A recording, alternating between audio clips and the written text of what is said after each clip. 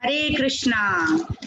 I'd like to extend a very warm welcome to all of you who've joined us through the platforms of Zoom and YouTube for the fourth session of the Gita Essence series on Transcendental Knowledge. This is Meera, Medhavini Saki Devi Dasi. I'm very grateful for this opportunity to serve as your host this evening. As we are interacting, I can see a full house on Zoom. I'd like to thank all of you for taking time out on a weekday to attend this most important discussion from the Bhagavad-Gita. As we know the importance, we also know the responsibility to share this information about this course to all our near and dear ones so that they also benefit from these sessions. So Prabhuji has established a very nice continuity amongst all these 4 chapters. So today we're going to start the 4th chapter.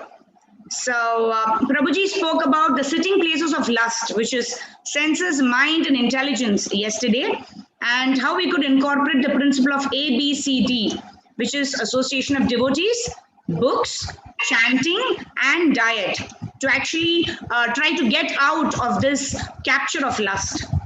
So today we are embarking on the topic of transcendental knowledge based on the 4th chapter of Srimad Bhagavad-Gita, by which Prabhuji explained that we can make our intelligence strong enough to say no to the activities of lust.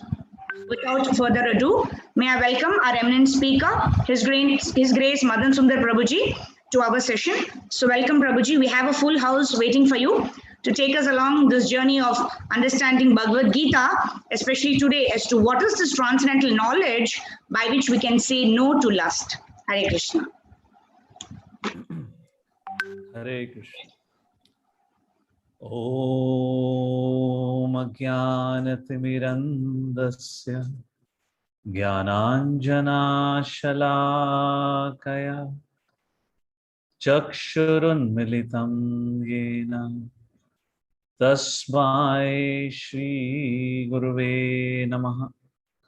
Namo Vishnupadaya Krishna Pristhaya Bhutale Srimate Bhakti Vedanta Swami Niti Namini.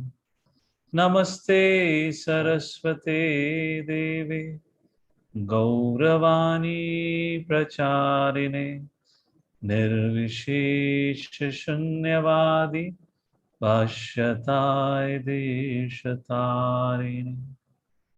Jai Shri Krishna Chaitanya Prabhu Nityananda Shri Advaita Gadadha Shivasadi Gau Bhaktivinoda. Hare Krishna Krishna Krishna Hare Hare Hare Rama Rama Rama Hare Hare. Hare Krishna. So we wish to welcome each one of you for this 4th topic or the 4th episode of Gita Essence. Our sincere gratitude to each one of you for taking out your time, despite being a weekday and probably a working day for some of you or most of you. So thank you once again for joining in. I'll just take a quick second as my computer had got restarted. So I'll just quickly start the presentation. So give me a quick, probably 30 seconds before it opens. So today we are about to begin our discussion of the topic titled as Transcendental Knowledge. Yesterday, we had discussed on the subject matter of art of smart work. So a little background of what exactly is going on so far.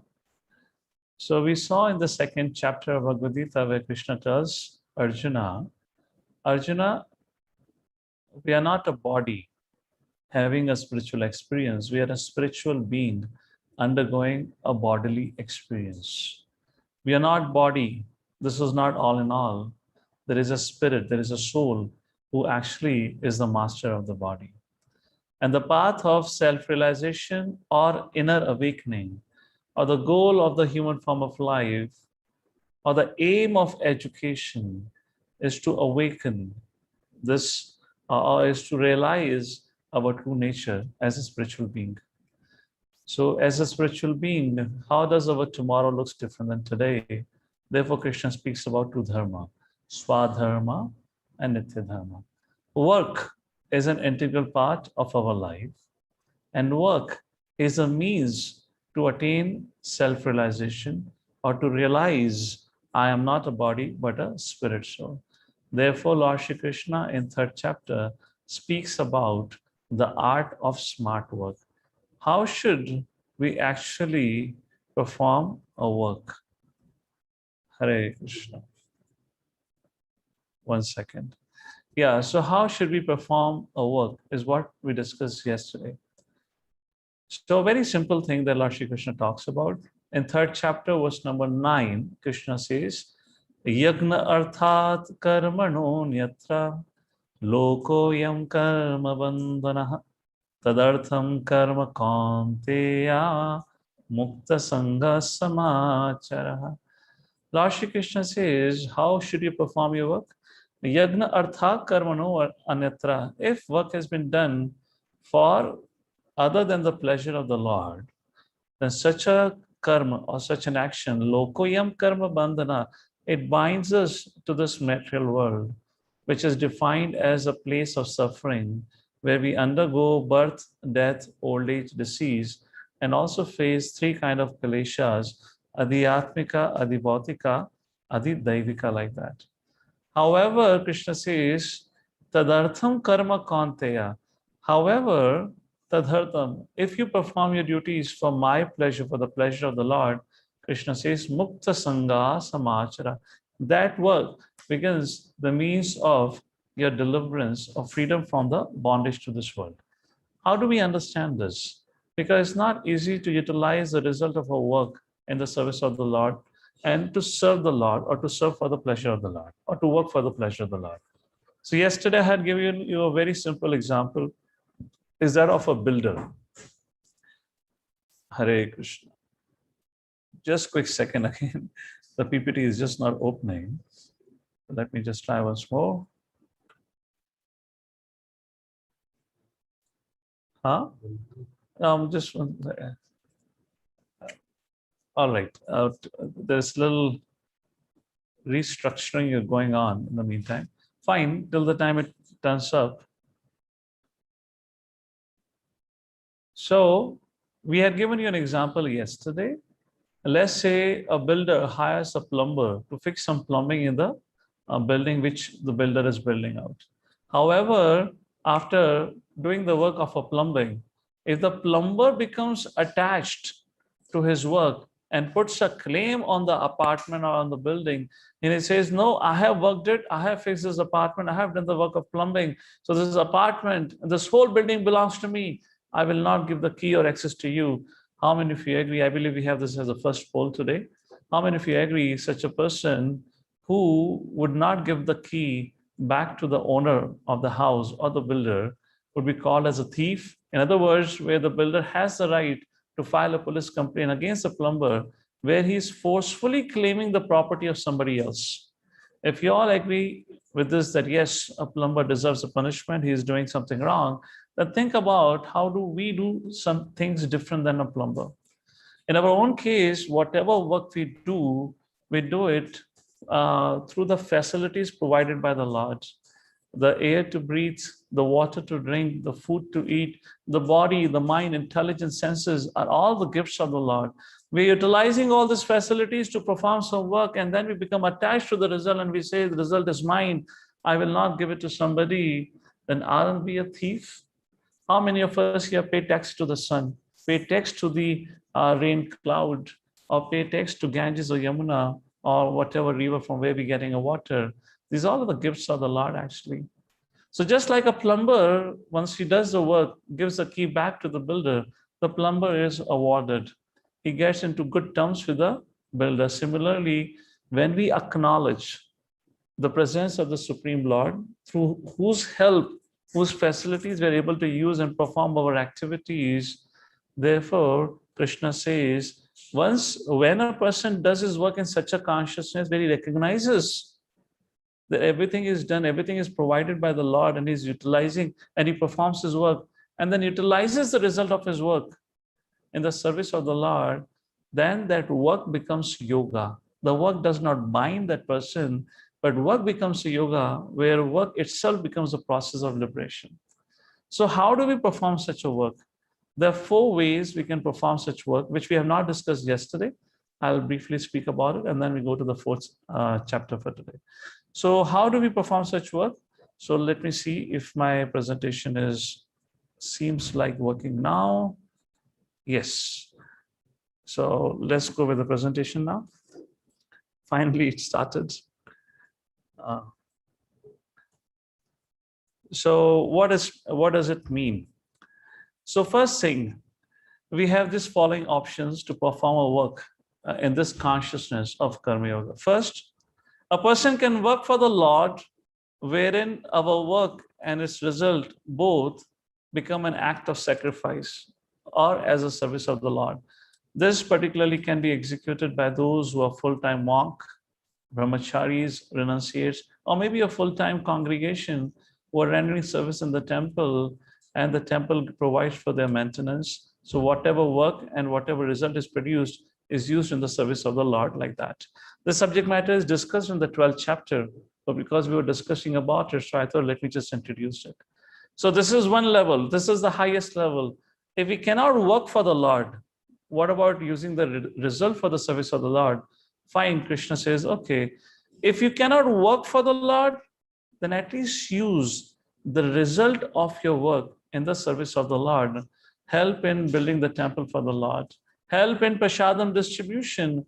Help in creating spiritual awareness, promoting Krishna conscious programs, distributing copies of Bhagavad-Gita. Somehow help people to understand the message of Bhagavad-Gita. And for anything and everything that we have to do in the world today requires certain monetary help. So at least use your hard-earned wealth, a portion of it, to support such kind of Krishna conscious activities. All right. Somebody may find it difficult to do even this much. Then Krishna says, if you cannot dedicate some part of your result in the service of the Lord, there could be many reasons, family pressure, social pressure, whatnot, then at least contribute towards social cause, just like feeding the poor or charitable activities. Krishna says, at least this will help in cultivating detachment. Otherwise, a person becomes too self-centered and selfish, and he wants to use all the result of his work for his own purpose. So therefore, Krishna says, if not, you cannot do it for me, at least feed the poor. Like that, you'll cultivate detachment. Even if somebody cannot do it, somebody is really, really attached to the result of his work, he cannot feed the poor, he cannot do any act of charity, forget about doing any devotional service, then Krishna says, all right. If you can't do this much, then at least cultivate the knowledge about the Supreme Lord by hearing about him. At least all of us are doing this much today. And from the last 4 days, or probably from the last 1 month or whatever time we all have been connected, at least we are trying to understand the Supreme Lord by hearing the message of Bhagavad-Gita and reading about it. So that's the point here. That is how we can actually follow the Karma Yoga. So after this, when Lord Shri Krishna explained the science of Karma Yoga, or the art of smart work, then Arjuna pondered and he said, my dear Lord, I totally acknowledge whatever you're saying. The path of Karma Yoga is the best and the easiest path for self-realization, which is very less risky. Because here in the path of renunciation, the person's mind can get agitated. But in the path of Karma Yoga, he can engage his mind and senses and get purified through the process of dedicating the result in the service of the Lord. Is a safer path. But the experience of life teaches that although a person is convinced, yet he is not able to keep up the commitments for long. Why a person fails to keep up the commitment? Why a person gets distracted or deviated after a while?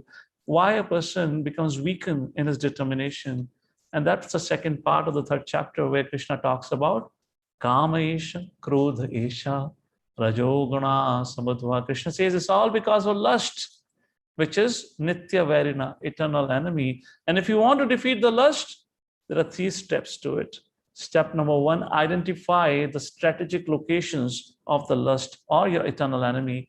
And Krishna describes lust has captured 3 positions: senses, mind, and intelligence. Second step, after understanding where the lust resides, Krishna says, restrict the lust at the very first gate, senses. Is easy to control the senses, then the mind. And finally, step number 3, Krishna says, higher than senses is the mind, higher than mind is the intelligence. If intelligence becomes strong, then intelligence can control the mind, and then mind can control the senses. Therefore, Krishna says, ultimately, everyone has to cultivate transcendental knowledge to be able to defeat this eternal enemy of lust, which is never fulfilled, and it always burns like a fire. Therefore, Lord Shri Krishna, to enlighten all of us, to save all of us from this eternal enemy of lust, through the means of Arjuna, educates us on the subject matter of transcendental knowledge. This brings us to the chapter 4 of Bhagavad-Gita, which is also called as Jnana Yoga. To make it easy, as we have been putting forward acronym for every chapter. So acronym for chapter 4 is PAST, where P stands for position of Krishna from text number 1 to text number 10. Very, very important section. So in the first 3 verses of 4th chapter, Lord Shri Krishna talks about origin of Bhagavad-Gita. Krishna explains to Arjuna how millions of years ago, he himself, Lord Shri Krishna, gave this message of Bhagavad-Gita for the first time to the sun god Vivaswan.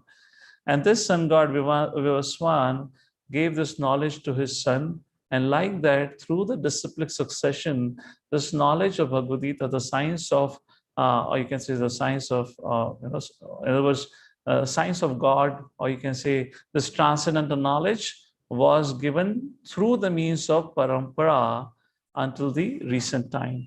However, Lord Shri Krishna says, over a period of time or some time ago, this disciplic chain of the Parampara was broken and the message was lost. Therefore, Arjuna, today I'm taking this opportunity again to reinstate this message of Bhagavad-Gita through you. Why me? Why Arjuna? What is the qualification of Arjuna? Krishna explains in the 3rd verse of the 4th chapter, Arjuna, you are my friend and you are non-envious of me. Therefore, you can understand this transcendental message. In other words, Lord Shri Krishna very categorically mentions that the message of Bhagavad-Gita can only be understood in the Parampara system. Why Parampara system? What is the importance of it? Let's take a look. What is this disciplic succession and why the message can only be received in Parampara system? Many times people say, I don't need to hear from anyone. I can read by myself and understand the message of Bhagavad-Gita. And this brings us to the second poll for the day.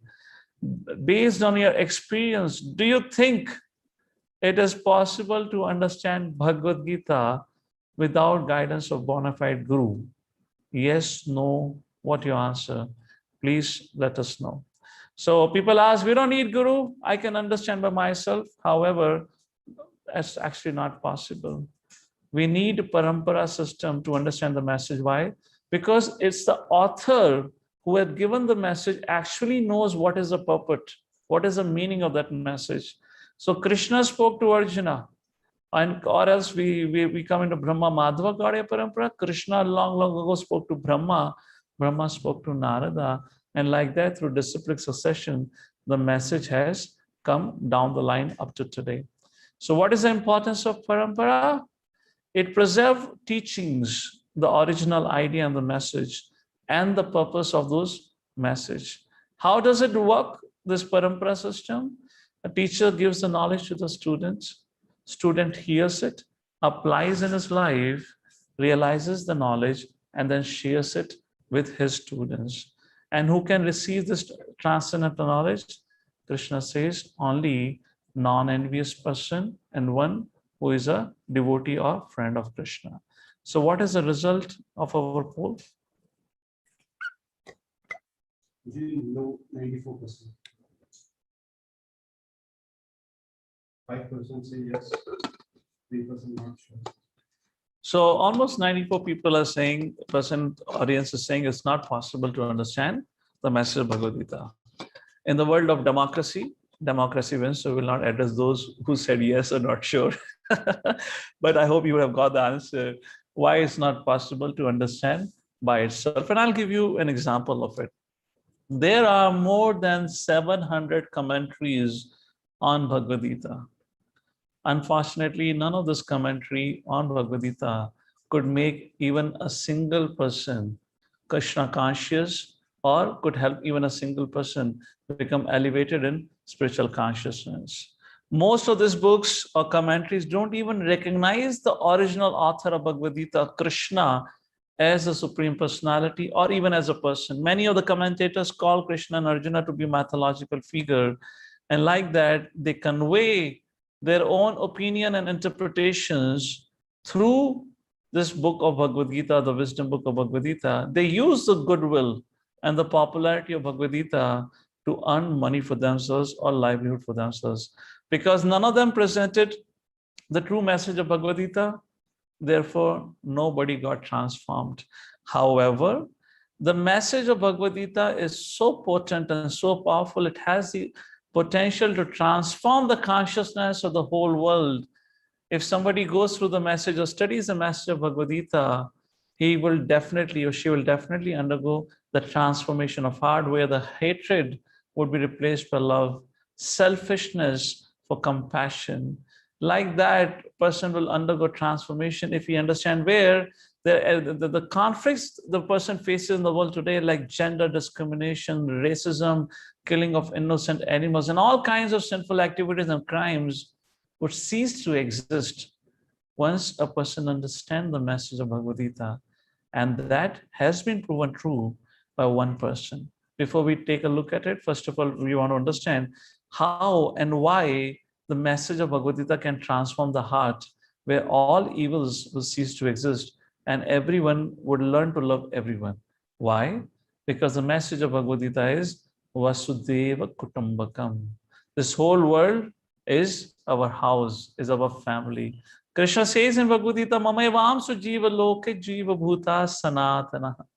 Every living entity is part and parcel of the Supreme Lord, which means every living entity is my brother and sister. Once we develop this transcendental vision, where we see everyone beyond the bodily identification, beyond their regional identification, beyond their gender, certainly people will learn to develop, or people would definitely care and love everyone else.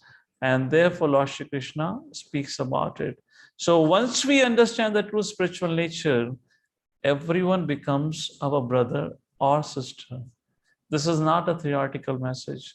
One person in our modern history proved it true, and that person is none other than His Divine Grace, A.C. Bhaktivedanta Swami Srila Prabhupada.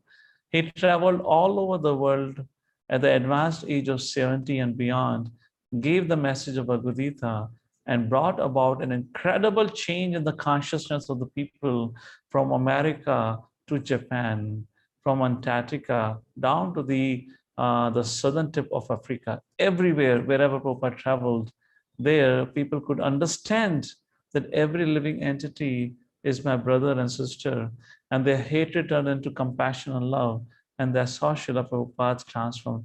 Why? Because he represented the message as it is. He belonged to a Bonafide Parampara, and he presented the message of Krishna as it is. As Arjuna's hopelessness was turned into hope, similarly the hopelessness in the lives of others was changed into hope, from negativity to positivity, when Srila Prabhupada spoke the message of Bhagavad Gita as Krishna wanted or had spoken to Arjuna. And that is the importance of Parampara. Srila Prabhupada did it in his presence, and in his absence, he continues to do it through his writings, through his recorded lectures, through his students, and the students of the students, which is what is called as Parampara. And like that, the movement continues. People keep on getting connected with the ISKCON or the devotees, and their life gradually gets transformed. And that is what is importance of understanding the message of Bhagavad Gita in Bonafide, Parampara. So let's come back to the subject matter of spiritual knowledge or transcendental knowledge. What is the key subjects of transcendental knowledge? There are three key subjects. First, who am I, which has been discussed in the second chapter. Second, the knowledge about the Supreme Lord, which will be introduced in the fourth chapter, and his opulences, which will be discussed elaborately in the 10th and the 11th chapter of Bhagavad-Gita. And finally, the knowledge of one's relationship with the Supreme Lord. This is transcendental knowledge or spiritual knowledge. After this, Lord Shri Krishna, from verse number 5 to verse number 10, speaks about himself, his transcendental nature, and comparison with a living entity. So three key subject matters are discussed in the 5th verse to the 10th verse, is about the position of the Lord and Jiva, activities of the Lord, and what is the result of one who understands the transcendental nature of the Lord.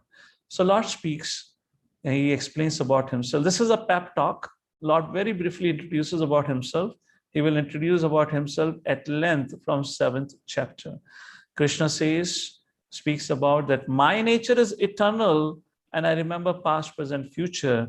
However, living entity forgets. How many of you remember your past life? Anyone? If not, I guess Krishna is speaking about us. None of us remember anything about our past life and have no clue about the future. Krishna says, I appear by my own sweet will. How many of you had chosen the place of birth and the parents? Anyone here? By the way, raise your hand if in case. We are forced to take birth according to our karmic results. Krishna says, I appear in a spiritual body, which is of Sat Chit Ananda. At the battlefield of Kurukshetra, Krishna was 89-year-old. Yet he looked like a 16-year-old boy, which means he had not grown beyond 16 years, because that is his eternal form or the eternal age. How many of you still look like a 16-year-old boy or a girl, by the way? Those who are 30, 40 plus, anyone yet? So Krishna says, our body is Asat, Achit, and Nirananda. Fourth, no difference in the body and the self. However, for us, body and the soul are different. And Krishna says, I remember all my birth. We want to forget about this birth, want to speak about the previous birth, So that is the difference between a living entity and the Supreme Lord. In other words, the conclusion of this theme here is Jiva can never become the Supreme Lord. Supreme Lord is always the Supreme Lord. Those who present the message of Bhagavad-Gita by saying that you read this Bhagavad-Gita, you will become God, is actually cheating you, because Krishna makes a clear distinction between the Supreme Personality and a living entity, which are his part and parcels. Why Krishna descends is what is being described in the 7th and the 8th verse. Krishna talks about the reasons whenever there is a decline in religion, whenever there is an increase or predominant rise in religion, that's the time Krishna says, I descend. Yada yada hi dharmasya glanir bhavati bharata. So whenever there is a decline in religion, I descend. And why? To annihilate the demons, paritranaya sadhunam, vinashaya chadushkritam, dharma samsapanarthaya, tadatmanam sambhavami yuge yuge.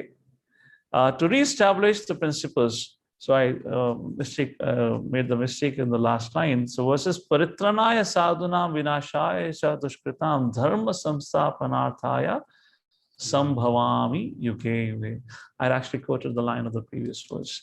So to reestablish the principles of the religion like that, I appear.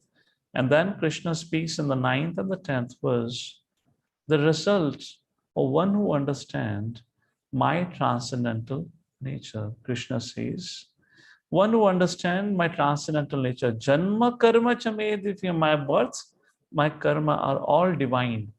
Such a person never takes birth after quitting his body. Such a person becomes purified, freed from raga, bhaya, krodha. He attains love of Godhead, and finally he goes back to Godhead. So in essence, Lord Shri Krishna, in the first 10 verses of this chapter called as Jnana Yoga or Transcendental Knowledge, speaks about that how he has established in eternal educational system, which is the Guru Parampara system Lord Shri Krishna speaks about in the initial verses, that he has established an eternal educational system for us to understand the purpose of life and our own origin and relationship with the Supreme Personality. How does this eternal educational system function? The system perpetuates in the universe through qualified and saintly persons or the teachers who are pure devotees of the Lord. And they impart spiritual knowledge to the masses in the most dynamic and practical way. In essence, this material creation, if you look at it, is like a university wherein we are supposed to rediscover our relationship with the Lord. And to help us rediscover the relationship, the creator and the maintainer of the Supreme Personality of Godhead descends himself again and again to help us understand his reality and our eternal relationship with him. In other words, he appears again in this world to re-inject spirituality, to destroy materialistic influences, and to also ensure the smooth functioning of the universe. This brings us to the end of the first section of the fourth chapter. Let us move to the second section, where A stands for applying transcendental knowledge. We have heard something. Now, what is the advantage of applying transcendental knowledge? Most people know something, or they claim to know something about God or religion, but often people have a very hazy and unclear understanding about spiritual subject matters. However, when a person receives the transcendental knowledge through the Bonafide means in a disciplic succession, that transcendental knowledge has the power to destroy all our doubts and establish us in a strong faith with conviction. Therefore, in this section from verse number 11 to 24, Lord Shri Krishna speaks about three concepts which clears our three major misunderstandings. And what are the three major misunderstandings? So there are polls. We can take a poll from the audience. There are three questions will be asked. So you can say yes or no quickly for that. The three major misconceptions that we carry. First, all paths lead to the same destination. Do whatever you want. Ultimately, you'll attain, the heavenly planet of Vaikuntha, like that people say. Second, all demigods are different parts or forms of the Lord. Everyone is same. Durga, Saraswati, Lakshmi, Hanumanji, Ram, Lakshman, Krishna, Balaram, Ityadi. Everyone is same. There's no difference. And third, caste system was unfair and exploitative. So I asked too many questions at once. So I don't know how would you take the poll. Is the poll is done together or separate? So okay, what's the answer? Second poll is going on. What's the first poll?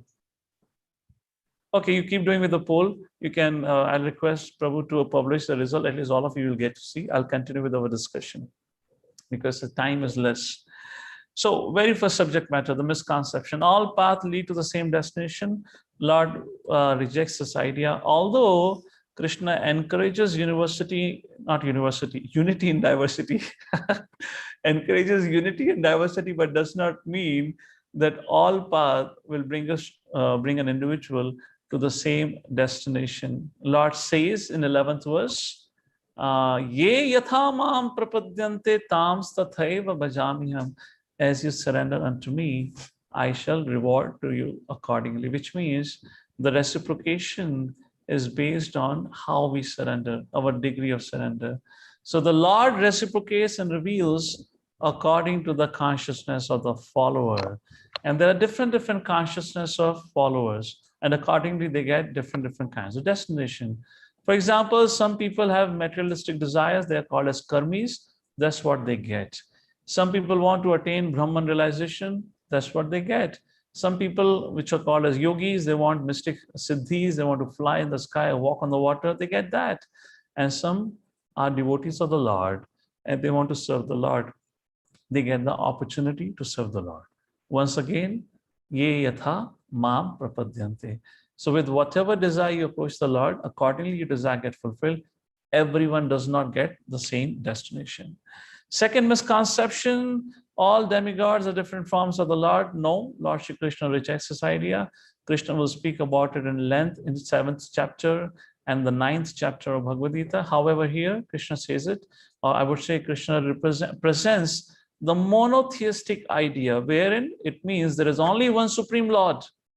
Everyone else is a part and parcel of the Supreme Lord. Just like there is one Prime Minister in a country, but there is a whole cabinet ministry. There are different people on the role of human resources, finance minister, education minister, healthcare, and you have then what is it called as national security, defense minister, like that. So those are different personalities taking roles on behalf of the Prime Minister, but ultimately the post of Prime Minister is one. So that's what Krishna explains here. But question arises, then why do people still approach devatas? Is the reason is they just want to get the material desire fulfilled immediately. Therefore, they approach devatas who are easy to be pleased or easy to be convinced, because they depend on our worship. This is one subject matter which is given in 3rd chapter, which we didn't have time to discuss, but sometime in future we'll discuss about it. And the third misconception is the caste system is unfair and exploitative. This is totally wrong. This is very unfair to say the caste system to be unscientific and exploitative. Just for example, if in one society somebody had undergone divorce, it doesn't mean that nobody else have to get married now because somebody got divorced. The person would have ended up in divorce because of either of their mistake. We cannot put that mistake or blame the whole marriage institution for that. Similarly, yes, Varnashram Dharma became exploitative because the leaders of the society who were responsible to protect it, they misused it and they exploited it for their own agenda and purpose. The leaders of the society who were supposed to protect this dharma, Varnashram Dharma, to safeguard the interest of their citizens, rather exploited the citizen. That's the reason in the present day, the system became exploitative. But what is this Varnashram Dharma? Varnashram Dharma system is based on one's guna and karma. And according to one's guna and karma, a person finds an occupation. So it's a scientific division of the society where there is a class of people called as Brahmanas, another class of people called as Kshatriya. Brahmanas refers to teachers, doctors, mediators. Kshatriyas refers to administrators, politicians. Vaishya refers to business class. Shudra refers to IT engineers. I mean the labor class or any in that category. So I mean Shudra means whoever has a boss. So you are a mechanical engineer, IT engineer, computer engineer, that all comes into that category. Sorry, because I was surrounded by IT engineers, so I just saw them and said that. All right. So that's about Shudra. So does this role exist in the society even today or no? They exist.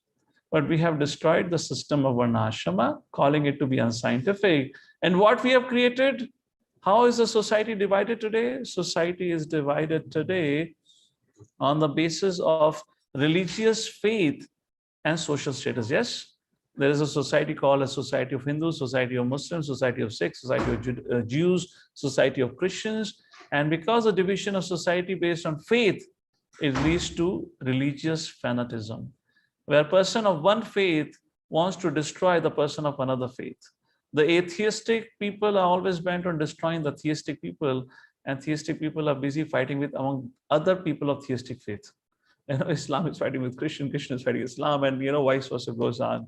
So this whole unscientific system of division of society based on the faith, which is always changeable, and the social status, poor class, middle class, and the rich class, think about it, what it has resulted into. It has resulted into far much more exploitation of the society and the people. There's far much more cases of divorces, abortion, terrorism, religious fanatism or intolerance, or the war between the nations and whatnot. This is all because of the artificial division of society.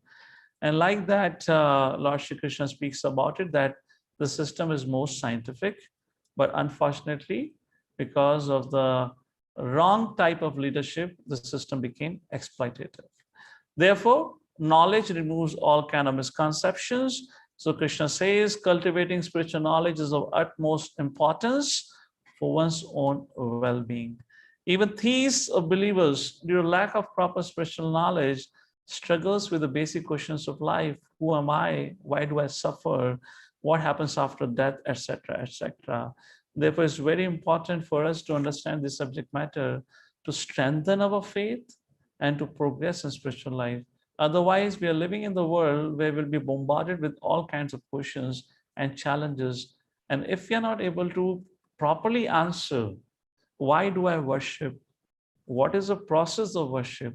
Who is the Lord? Why we put faith in Lord, etc., etc., will not be accepted in the society and rather will get distracted.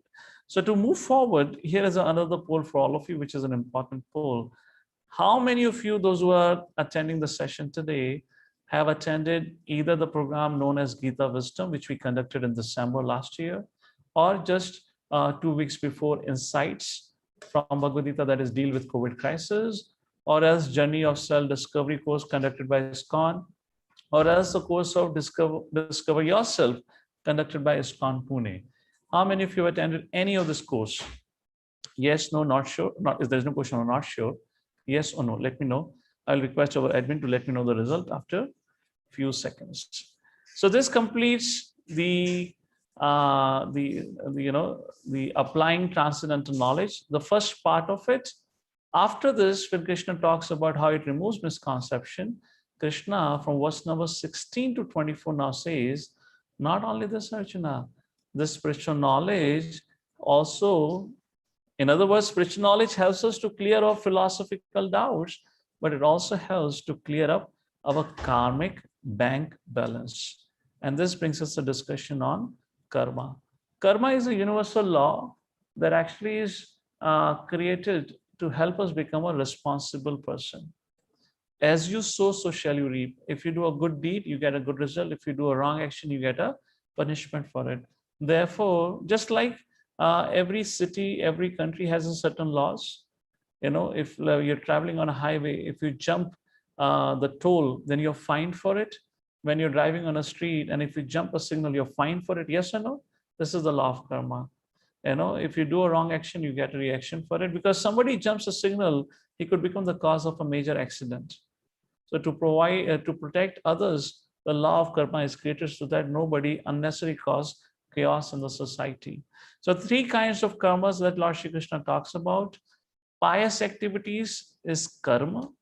Impious activities is vikarma. And the activities for which we get no positive pious reactions or the sinful reactions is called as akarma.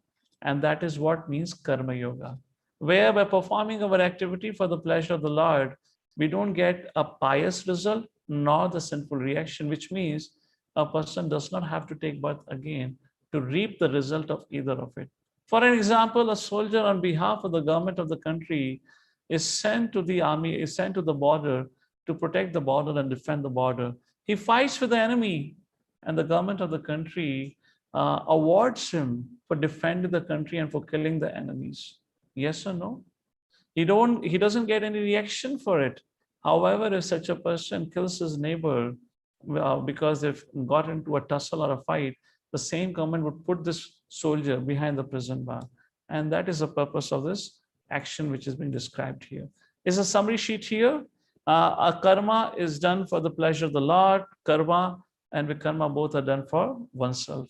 What is the attitude? In a karma, the attitude is no desire for sense gratification.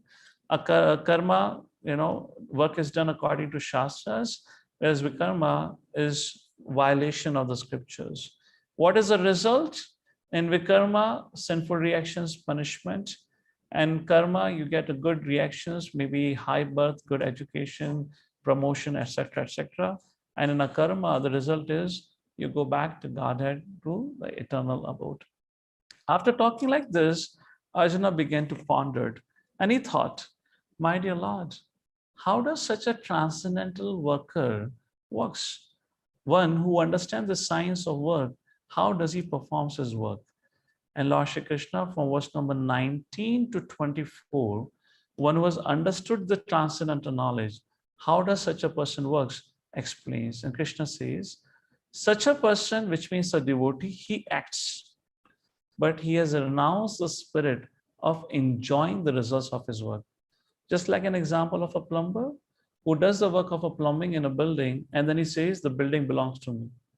The result is mine. This whole building belongs to me. I will not give it to the builder.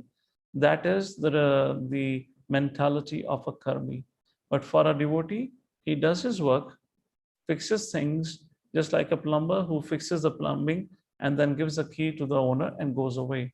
Similarly, devotee does his work but not attached to the results, understanding it doesn't belong to him. And that is the mentality of a devotee. What about a pretender, which Krishna actually is trying to tell Arjuna not to renounce artificially, because Arjuna wanted to. Krishna says, whereas there is somebody who's called as pretender, who gives up the act or the work, but he's still very much attached to the results of the work, which means his mind is still attached to enjoying the senses. So Krishna says, Arjuna, therefore give up the desire of not doing work. You should perform your work, but don't be attached with the idea, would you be victorious or be defeated? The result is not in your hand. You fight, and the result will be awarded by me. And you accept the result as it comes in either way. Because you're performing your duty, ultimately you'll be successful just because you have performed the duty for my pleasure. After speaking like this, Arjuna began to think. And he thought, my dear Lord, how do I understand and realize this transcendental knowledge? Applying transcendental knowledge, three things happen. First, all philosophical misconceptions are clear. Second, we get free from the karmic reactions. And third, we get properly situated on a spiritual platform where we act, yet we do not get reaction. So Arjuna thought, my dear Lord, how do I understand this transcendental knowledge? Only then I can apply transcendental knowledge, isn't it? So then Lord Shri Krishna says, that brings us to the third section of 4th chapter, where Lord Shri Krishna says, S refers to sacrifices lead to transcendental knowledge, from verse number 25 to 33. In other words, to cultivate spiritual knowledge, one has to perform a sacrifice or yajna. Sacrifices or yajna helps to refine one's character so that they become eligible to achieve transcendental knowledge. Material knowledge, on the other hand, depends on caliber, whereas spiritual knowledge depends on character. And character gets fine-tuned or refined by the acts of sacrifices. Therefore, Lord Shri Krishna in verses 26 and 29 speaks about different kinds of sacrifices for different people in the Varnashrama. From brahmachari, the sacrifices of hearing and engaging his senses in the service of the Lord. For grahastha, to live a regulated family life according to Vedic injunctions. For yogis, austerities and breath control, and other perform tapomaya, yajna, etc. There are many, many kinds of sacrifices the Lord Shri Krishna explains. The gist is that everyone has to perform a yajna or sacrifice according to their position to purify their consciousness so that they can understand transcendental knowledge. So the aim of our performing any sacrifice should be to gain transcendental knowledge, not to gain some material profit. You know, a lot of people perform fire sacrifices for various reasons, or they do act of charity as a sacrifice for, maybe for name and fame. That should not be the agenda at all. The agenda should be to gain transcendental knowledge and develop devotional service. So therefore, Lord Shri Krishna says here in this section, if one does not perform this kind of sacrifices, such a person cannot be happy even in his day-to-day life. Such a person would be faced with all kinds of crises, health crisis, family crisis, financial crisis, or other kinds of crises, because he is not performing the most essential aspect of human life, that is sacrifice. Arjuna nods his head. He understands now how to get the transcendental knowledge. But again, Arjuna have a question in his mind. And Arjuna thought, my dear Lord, how do I understand what sacrifice am I supposed to do? Isn't it? We are going through different phases of life.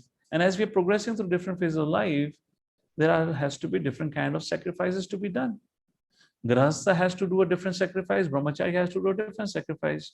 Some people could remain brahmachari for lifelong. Well, some people from brahmachari become a grihastha. So when they change their situation, their kind of sacrifice has to be changed. So therefore, Arjuna asked, how do we understand what kind of sacrifice at a given point of time I should be performing? And this brings us to the last subject matter of the 4th chapter with T, or where T stands for process of transcendental knowledge. Herein, Lord Shri Krishna explains one of the biggest sacrifices is to relinquish one's pride by humbly submitting oneself at the feet of a bona fide guru. Therefore, Lord Shri Krishna speaks in the 4th chapter, 34th verse, and now onwards, Krishna provides 5 ways of understanding what sacrifice to be performed. First, approach a bona fide spiritual master. Krishna says, Tadvidhi pranipatena pariprashnena sevaya upadekshanti te jnanam jnaninas tattvadarshina. Tadvidhi. Tad refers to that knowledge of different sacrifices. Vidhi means to know. Pranipatena, tadvidhi pranipatena, to know about the knowledge of different sacrifices. Pariprashnena, you should approach who? Tattva darshina, one who knows the absolute truth. And do what? Praniprashnena, you should humbly put forward your inquiry unto him. And how inquiry has to be put forward? Along with the service. Pariprashnena sevaya. So in the world today, you'll find people are too eager to ask question, but they never ask a question, how can I serve you? Which is the most important question. And if this one question can actually give an answer to all of your questions. Therefore, it is said, Praniprashnena sevaya, to inquire and also to render service unto the Guru. So today, people don't want to render service, people want to take service, and therefore they fail to cultivate transcendental knowledge. Upadekshanti te jnana. Upadekshanti means one who has seen the truth. Who is that person? Tattvadarshina. One who has seen the truth can show you the truth. You have to do 2 things. Make a humble inquiry and render service. Don't be miser in reciprocating with your guru. Don't be miser to reciprocate with your teacher. One should learn to serve. And Krishna says that's a way of acquiring a knowledge about how to render, what kind of sacrifice to be performed, and to cultivate transcendental knowledge. After this, Lord Shri Krishna speaks about the glories of transcendental knowledge received from Guru. So what happens when one receives transcendental knowledge from a bona fide Guru? The power of such knowledge is such, one would never fall into the illusion again. Such a person who has received transcendental knowledge from a bona fide Guru will cross over the ocean of suffering, material world in the words. All the sinful reactions will be destroyed, and devotional service, both the seed and the fruit of transcendental knowledge, will be established. What you see in the bracket ahead of each of these points is number 4, followed by a dot, and then again a number, which is a verse number. 4.35 refers to the 35th verse of 4th chapter, and these are the things Krishna explains in the following verses. Then Krishna speaks about who can and cannot understand transcendental knowledge. Who can understand? One who is faithful, dedicated, and one who controls his sense. In other words, why faithful? Imagine you are sick, you go to a doctor, doctor gives you a prescription, you take a prescription, comes out of the clinic and throw it into the dustbin. Would you ever get treated? Think about it. So faithful means when you got a prescription, then you follow the prescription. When you're asked to do certain thing, you do certain thing. Certain thing means spiritual activity. If we are asked to follow Ekadashi Vrata, follow Ekadashi Vrata. When we are asked to chant Hare Krishna, we chant Hare Krishna. When we are asked to read, we read. We read for our own betterment, for our own purification. That is why faith is very much essential. Dedicated, and he controls the senses. And who cannot? Krishna says, those who are doubtful, those who are faithless, and those who are ignorant. There are many people, they say we accept Bhagavad-Gita, wherein we accept this. Everything else we reject. These are the ignorant category of people. You cannot say that I accept this particular thing from Bhagavad-Gita and reject other thing. You either accept everything or you reject everything. So this is the second category of people who, despite coming very close to spiritual knowledge, yet because of their constant doubt, not clarifying it properly, even if they're inquiring, they're not rendering service. Please understand, service and inquiry has to go parallelly. Either of it would not help. And therefore, such people, despite getting the message of Bhagavad-Gita, they fail to progress. Finally, what are the symptoms of success? How do we know somebody has actually received transcendental knowledge? Such a person, in his behavior, you will see that he has no desires for the fruits of his work. He has no more doubt on the subject matter of God, spiritual life, or the position of the self. And he knows that I'm an eternal part and parcel of the Lord and the servant of the Supreme Personality of Godhead. And finally, Lord Shri Krishna concludes in the 42nd verse, Hey Arjuna, armed with the knowledge of yoga, please stand and fight. Therefore, the doubts which have arisen in your heart out of ignorance should be slashed by the weapon of knowledge. Armed with yoga, O Bharata, stand and fight. Like this, the fourth chapter comes to a conclusion, wherein we saw four things. To begin with, Lord Shri Krishna, at the opening of the chapter, spoke about the origin of Bhagavad-Gita, how the message of Bhagavad-Gita was first delivered to Vivaswan.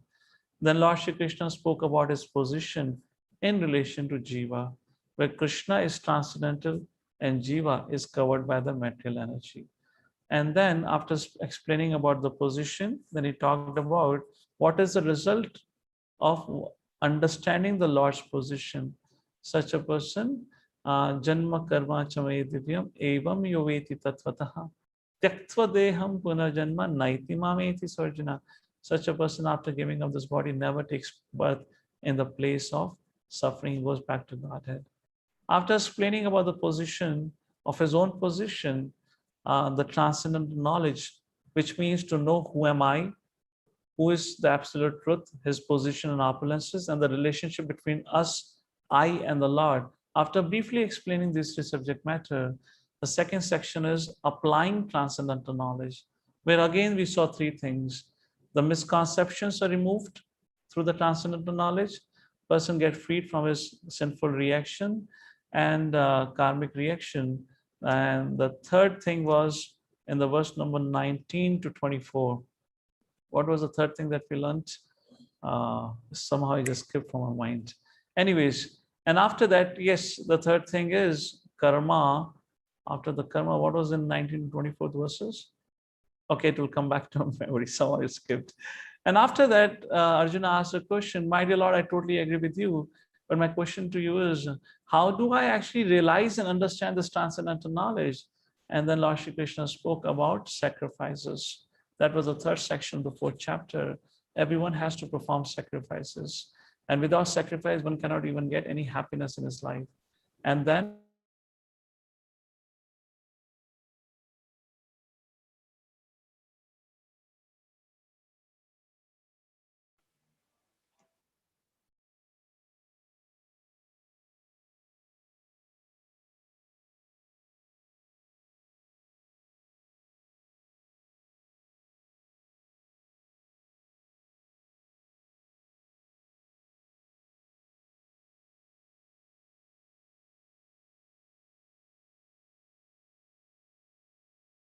the spiritual master or of the Vedic scriptures. And finally, Krishna says, Arjuna, thus rise up and fight, which means perform your duty. With this, the fourth chapter of Bhagavad-Gita ends. However, before I take questions from all of you, I have a question for all of you here. And the question for all of you here is, how would you answer the following? So if any one of you want to answer this question, I will request our admin or our students can switch on their camera. And if you want to answer the question, please raise your hands and our admin would give you the chance to unmute and give the answer for it. So here is the first question, just to make it a little interactive. A question is, a child asks you, there are so many self-appointed teachers of Bhagavad-Gita. How do I know who is the most authorized proponent, which means teacher, of the teachings of Lord Shri Krishna? How do I know who is the authorized teacher of the message of Bhagavad-Gita? There are so many people that say, I know the message of Bhagavad-Gita, I can teach you Bhagavad-Gita. But what is a qualification? Or what is that thing which actually categorizes that person as a bona fide guru? Anyone would like to give an answer? I thought you had been asking me so many questions. Why don't I ask a question to you? So I put a question. And after this, we'll open a forum for question answer. Jeta Kurana ji, Hare Krishna. unmute yourself and ask and answer this question. If the person, if the guru is from the Guru Parampara, then only we should listen the Gita from him. Otherwise, everywhere you should not listen Gita. This may give you misconception. Yes, thank you so much. What's your name, sir? Jeta Kurana. Huh? Jita Kurana.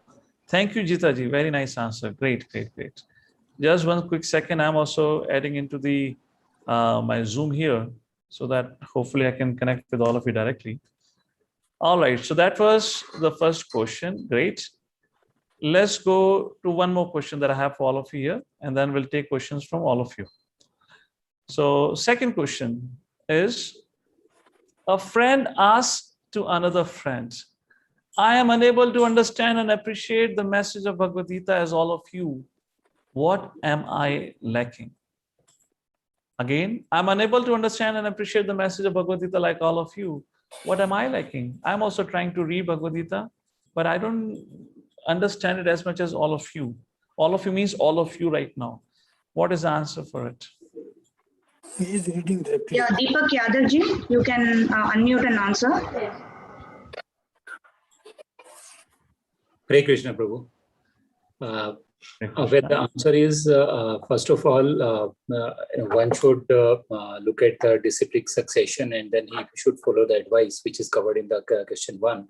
Secondly, even after that, if a person is not able to understand the meaning of Bhagavad Gita, then possibly the disconnect could be that he has not been able to cultivate faith in the speaker of the Bhagavad Gita, who is Lord Krishna himself. So until and unless one develops that faith and trust in Krishna, he will not be able to understand what is there in Gita, and this Krishna himself says. All right, thank you, Deepak ji. Thank you very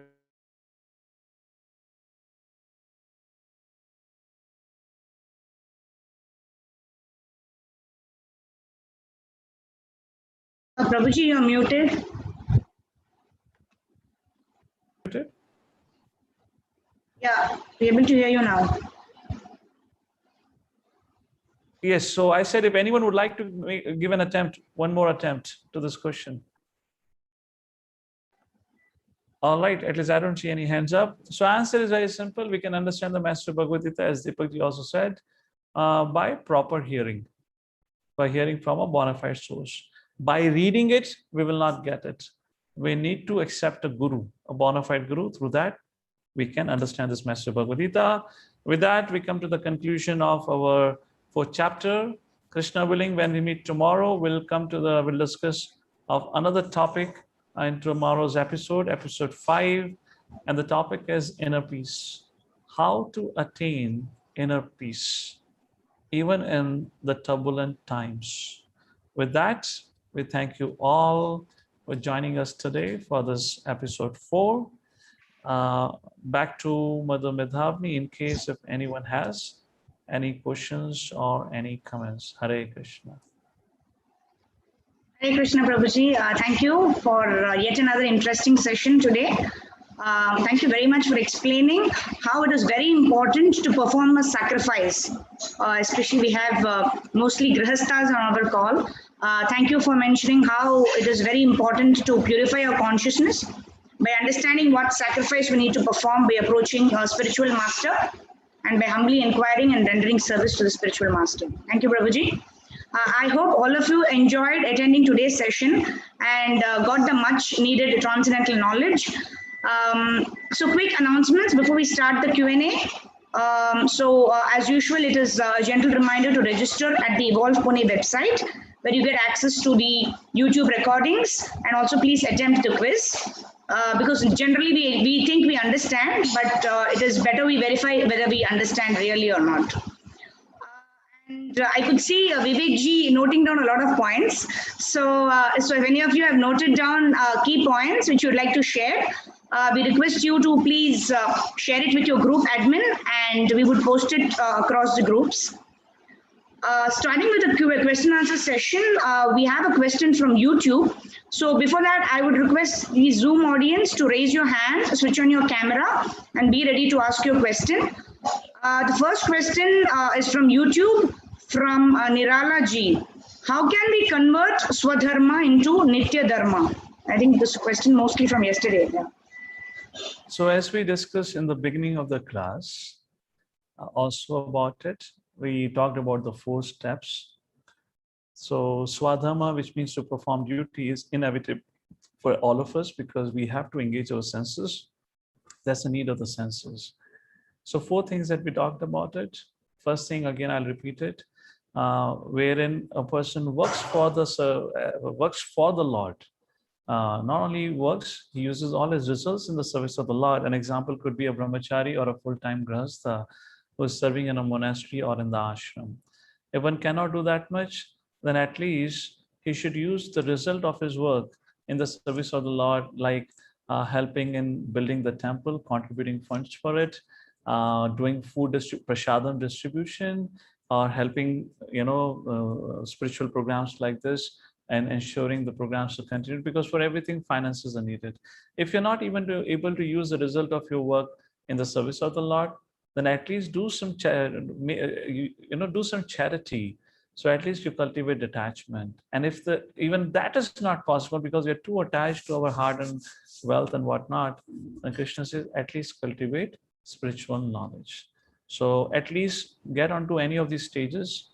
And when you get into any of the stage and you follow a spiritual principle and lifestyle, you will gradually move forward to the higher stages as we have just discussed right now. All right. I hope this answers the question. Yes, thank you, Prabhuji. Deepak Yadav ji, thank you for answering the question. You can now unmute yourself to ask your question. And may I request you to please switch on your camera, if possible? Yeah, Hare Krishna. Sorry, I think I kept my hands on. Otherwise, this was for the answer which Prabhuji raised. But since I'm there on the camera, so Prabhuji, I would rather like to comment. So thank you very much for this wonderful session. I have attended your COVID session also, and mind management also, and all are full of insight. And we are able to get a quick recall when we look at the PPTs what you share on the website. And in quizzes also, we are able to get this experience of learning that understanding. So thank you so much for this initiative. Really appreciate it. Thank you. Thank you. Thank you. Okay, that was a news for me. I didn't knew you had been attending all this program. Probably we are interacting for the first time. Yeah, yes. Actually, I was down with COVID between. So, yeah. Okay. Maybe for the first time we had a face-to-face talk. You've been attending programs for a while now. Okay. Yeah, Thank you. Nice to know. I covered it little later also. I mean. Okay. Yeah. All right. Where are you from, Deepak ji? I am from Noida, Prabhuji. Okay. Thank you, Deepak ji. Thank you so much. Thank you. Hare Krishna. Hare Krishna. Thank you for sharing your feedback, Deepak ji. If anyone else would like to share your feedback, you could write it to your group admins, and we could share your feedback with His Grace Madan Sundar Prabhuji. Thank you. Raghavendra Prabhuji, can you unmute yourself to ask your question? Hare Krishna, Prabhuji, Dhanvat Pranam. Dhanvat. My question is, how to identify a search for a bona fide spiritual master or the authority? Because everybody, there are so many are preaching, so many this thing. I'm on whom to search, whom to find, who's correct, who is not, how to decide that, how to find that. Can I ask you a question? Let me ask a simple question. Let's say you move to a new city. And now you have to meet a doctor. Yes. You're sick. You want to meet a doctor. Yes. So how do you find a good doctor? with the patients or with the colleagues or with the friends or with surrounding people like that. So what it Or means by is, his way of treatment. correct. What it means is, your answer gives a clue to your question itself. What it means is, if the doctor is good, then his treatment would have worked on the patients. Yes? Okay. Which means the patient must have got benefited by the doctor. If the Okay. doctor promises that within 3 days your fever will go away, which means the fever must have gone away in the 3 days. Right. So Bhagavad-Gita very categorically says, just like we talked about, if somebody finds a bona fide guru and he receives the transcendental knowledge, then that person would not have any miseries in his life. Such a person's life will become auspicious. So when you do a window shopping, when you're meeting with different That means you mean gurus, to say we should do association. So unless you have association, you will not know the knowledge of the person, whether he is really good or not. see, there has to be That is some basis. Sangha. There has to be some basis, some foundation, you know. For example, you going and asking your friends, how is the doctor or not? Still, there is some foundation for you that you need to know what to inquire about, isn't it? So when it comes to inquiring about this guru, at least you need to have some foundation, for which means you So many need to people have are very someone. good in material things. They are not good in spiritual things. They will not be able to answer Therefore, many. That is the correct. problem. Correct. Therefore, we need to at least have some spiritual knowledge to begin with. To be able to identify who is a bona fide guru, we need to have a spiritual knowledge. I'm not saying complete, some spiritual knowledge, because that has to be the foundation for you to make a right inquiry. You know, what should be the symptoms of a bona fide guru? Once again, who is a bona fide doctor? He is able to cure the patient. So, you know, I would believe in that doctor because I know the patients are cured. So how do you know who's a bona fide guru? A bona fide guru is one who do a magic show? No. Whatever Bhagavad-Gita tells about the qualities of a bona fide guru, that you need to know. When you know, then you can inquire about it. Search for that person who shows those kind of qualities. Not the one who shows a magic show or who produces ashes from his hand, etc., etc. That is not a guru. Bhagavad-Gita doesn't say a bona fide guru is one who produces ashes from his hand. There is no verse like this. Bona fide guru is one, tadavidi pranipatena pariprashnena se upadekshanti, the one who can show you the absolute truth, because he has seen the absolute truth. So please go through this whole Bhagavad-Gita that we are studying. You will get to know what are the qualities and the symptoms of a bona fide guru.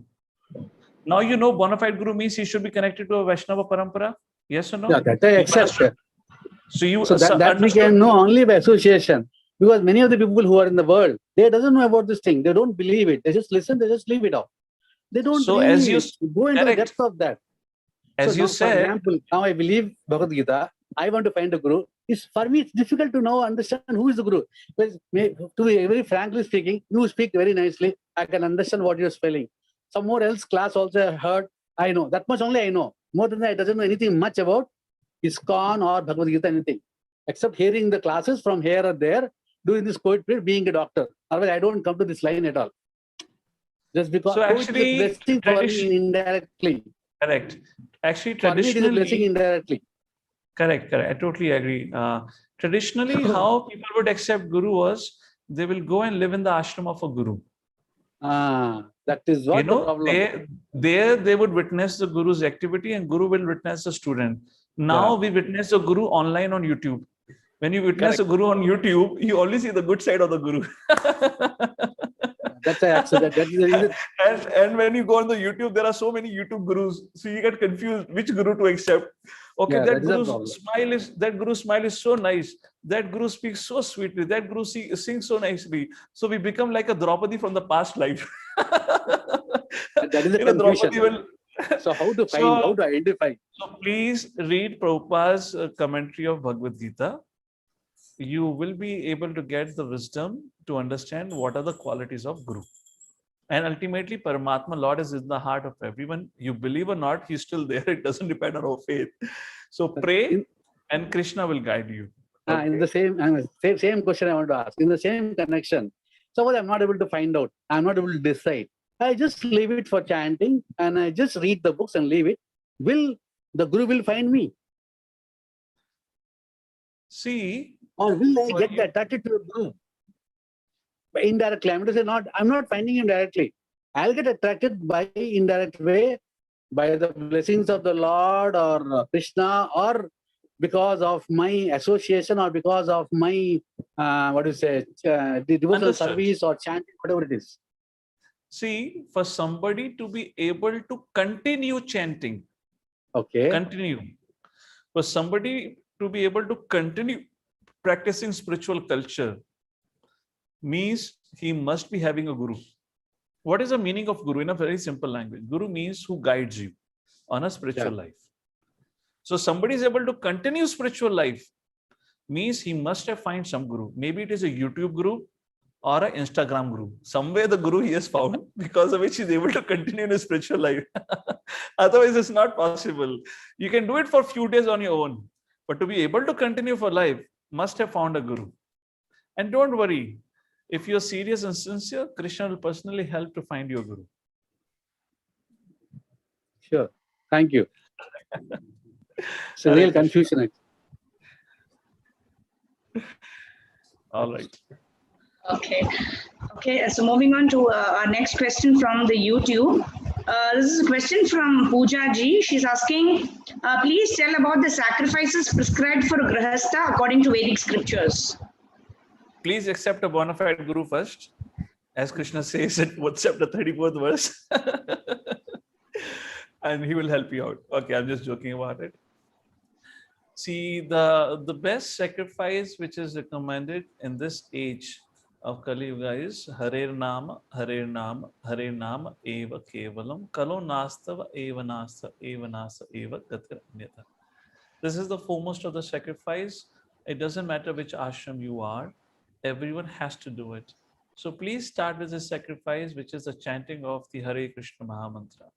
Hare Krishna, Krishna Krishna, Hare Hare, Hare Rama, Rama Rama, Hare Hare. Kindly start with the sacrifice. Second, come in the association of devotees so that you get further understanding and knowledge of what things you have to be doing in your life. And like that, you can become progressive in your life. So there are more details to it, but I don't want to give everything in the first interaction of the meeting here. Right now, you have enough homework to begin from tomorrow, is to start chant Hare Krishna. So I am assuming that you're not chanting. In that way, you can, from tomorrow onwards, the very first thing that you do in the morning is take out 15 minutes of your time and chant for 15 minutes is Hare Krishna Mahamantra. Sit in a neat and clean place without distractions and chant 15 minutes of Hare Krishna Mahamantra. And maybe after a few days, we can again interact and we can then discuss further about what else sacrifices to be done. All right. Where was this question from YouTube or Zoom? The person can respond. What? YouTube. So I don't know if the person is fine, comfortable with the answer, may say something yes or no. We'll proceed ahead. I'll just track the YouTube chat for that. This question was from Pooja Ji. Okay, our next question is from Jagtap Mahesh Ji. Can you unmute yourself and ask your question, Prabhuji?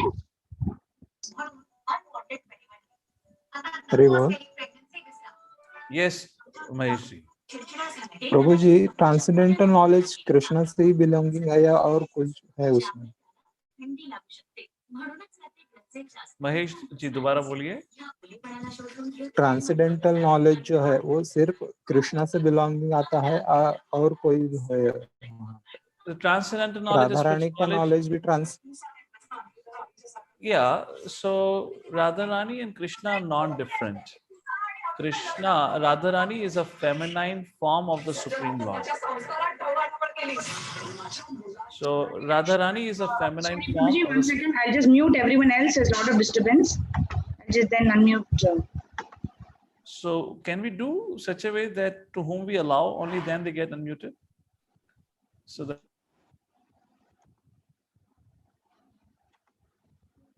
is a feminine form of the Lord is not different from the Supreme Lord himself.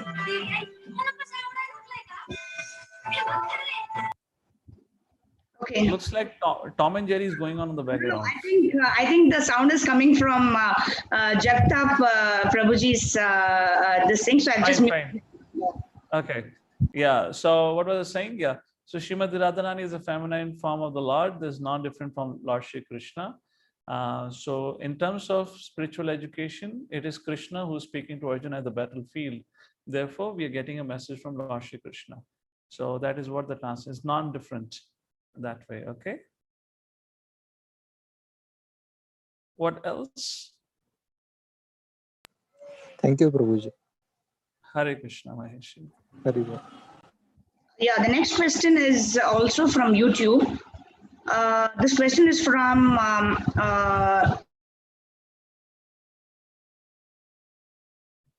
I did it. Who's making allow participants to unmute themselves?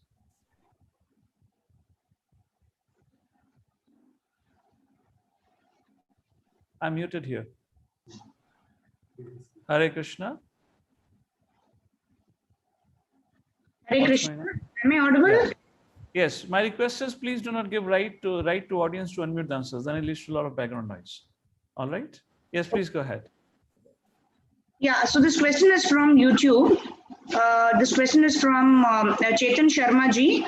He's asking, is hoping same as desiring? Can we have hope and still detach ourselves from the outcome or the fruit? Can you please repeat that again? I lost it. Yeah. So, so the question is hoping same as desiring? Can we have hope and still detach ourselves from the outcome or fruit? Is hope same as desire? Can we have hope and still detach ourselves from the outcome of fruit? See, we cannot stop desiring. And Krishna is not telling you in Bhagavad-Gita to not to desire. The point of, because the spirit soul is the nature of the soul to desire. That's eternal position. The point is we have to change the quality of our desires. Right now, the desires in a conditioned state of a living entity is all about I. What's in for me? How can I be gratified? What interest of mine could be fulfilled? Whereas Krishna is saying, don't act like this.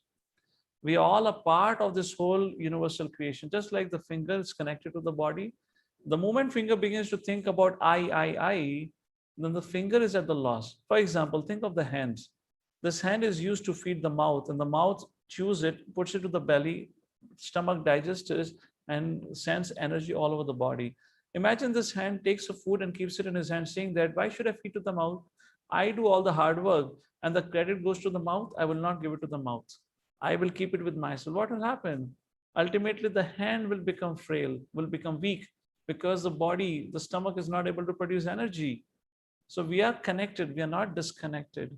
So Krishna says we need to change the quality of desire from being selfish and self-centered to be able to connect with the Supreme Lord, to be able to serve the Supreme Lord, and through him serve all the living entities. That's a way of living a harmonious and a progressive life. And that's the point of it. Regarding your question pertaining to is hope as same as desire, I would say this is more about a word jugglery. Hope and desire. If you look at the meaning of the words, they're entirely different.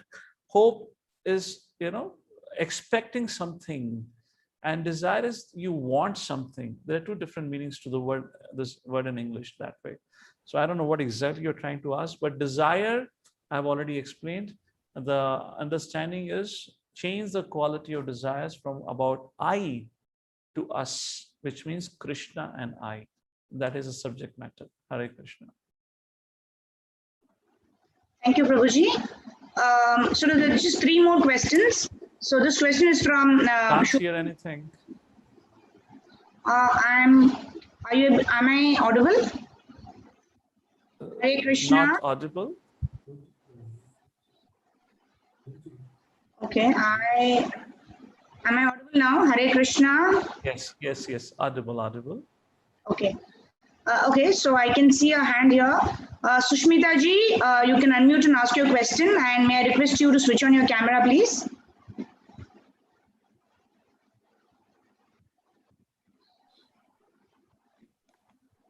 Are you able to unmute yourself, please?